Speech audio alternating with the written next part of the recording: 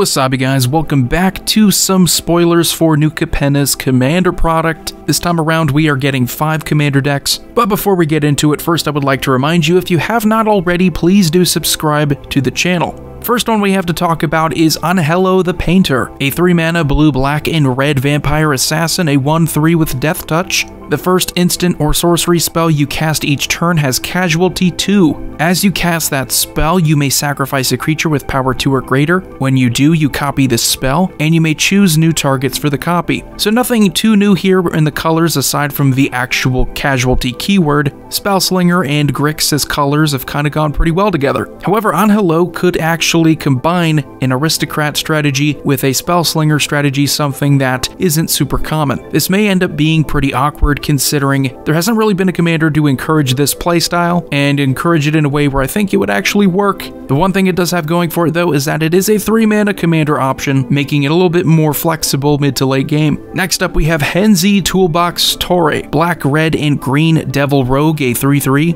Each creature spell you cast with mana value 4 or greater has Blitz. Another new keyword by the way. The Blitz cost is equal to its mana cost, and we have some reminder text here. You may choose to cast that spell for its Blitz cost. If you do, it gains haste, and when this creature dies, you draw a card. You have to sacrifice it at the beginning of the next end step though. Blitz costs you pay cost 1 less for each time you've cast your commander from the command zone this game. A considerably stronger commander option, I think, already than Unhello, and in these colors we've again fooled around with something similar to this. Sacrificing creatures for some kind of payoff, it's not new, but I think the way that you're able to do it, you're able to combine it with speed. So you play Hensy a lot. The more you play Hensy, you're actually rewarded. All of your larger creatures are going to be easier to play, and if they're good Aristocrat creatures, you have a way to sacrifice them and draw a card. Next up we have kameez Obscura Oculus, a 4-mana white, blue, and black Cephalid Rogue, a 2/4, and whenever you attack, target attacking creature can't be blocked this turn. It connives.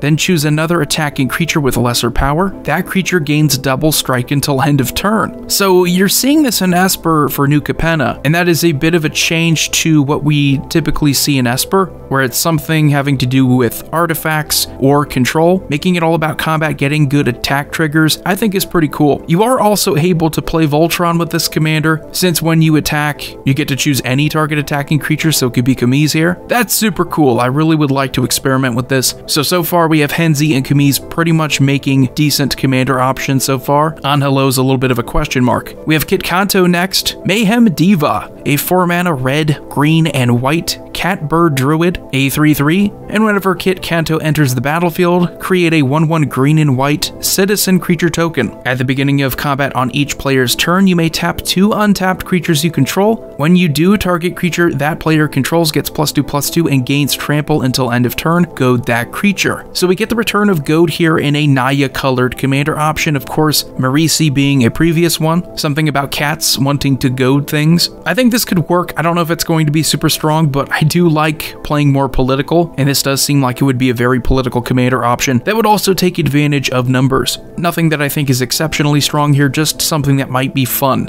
And the last commander option here to go over today, we have Perry the Pulverizer, a 4-mana green, white, and blue legendary Rhino Soldier, a 3/3, and when Perry enters the battlefield, you put a shield counter on target creature. Whenever Perry attacks, target creature you control gains trample and gets +X/+X until end of turn, where X is the number of different kinds of counters among permanents you control. This is what I'm talking about. Now the ability overall isn't anything brand new. We've talked about combat triggers in general. Anytime you get +X/+X and trample, it's very common in green, very common in a lot of combat-focused decks. That's how you get damage through. It's how you're able to really benefit off of this that I think is unique, in that it specifies different kinds of counters, and we have counters for a lot of different things. Thanks to Ikoria, we have things like indestructible counters, hexproof counters, lifelink counters, a lot of cool counters, and those are going to be on creatures. You could, of course, throw in a couple planeswalkers, so you have diversity there. We have the Vivid lands that have counters on them. Just so much that you can do with that. And while it's still going to, in the end, be a combat-focused trample deck, I do think that how you're able to do this and what you're synergizing with